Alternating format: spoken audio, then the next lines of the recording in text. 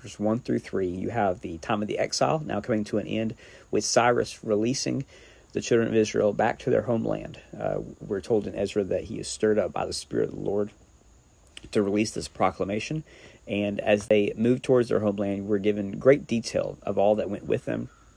Even some people that would try to put themselves within the clans, the tribes, the genealogies, and it was found not to be so. This is a period of time where it was high priority to maintain the history of the people, all the records, and finding exactly who they are, to maintain that as they go forward back into the land. Of course, the reasons they went there in the first place, they don't want to repeat that again. So there's much precision given. The temple is beginning to be rebuilt in chapter 3, although you can see it pales in comparison to what they previously had.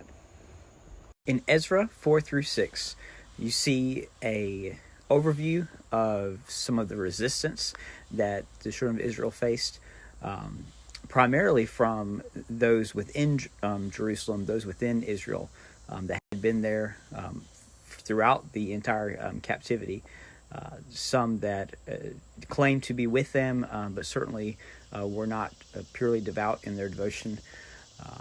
They actually stirred up trouble, sending letters and getting the building project stopped. You see kind of the correspondence here between different kings. You see that prophecy, Zechariah and Haggai, are extremely beneficial in getting the project going again, with Darius finally issuing a decree to continue officially.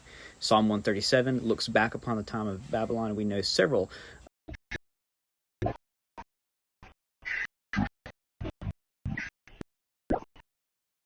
in Ezra's chapter 7 through 10, we actually are introduced to Ezra himself. This is a scribe, a expert in the law, and Artaxerxes is in power now. This has been several years jump in the chronology in Ezra.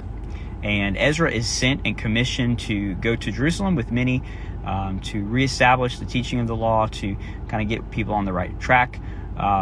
Many believe that Ezra, Nehemiah, as well as Chronicles were actually written by Ezra. And originally, Ezra and Nehemiah were compiled as one book.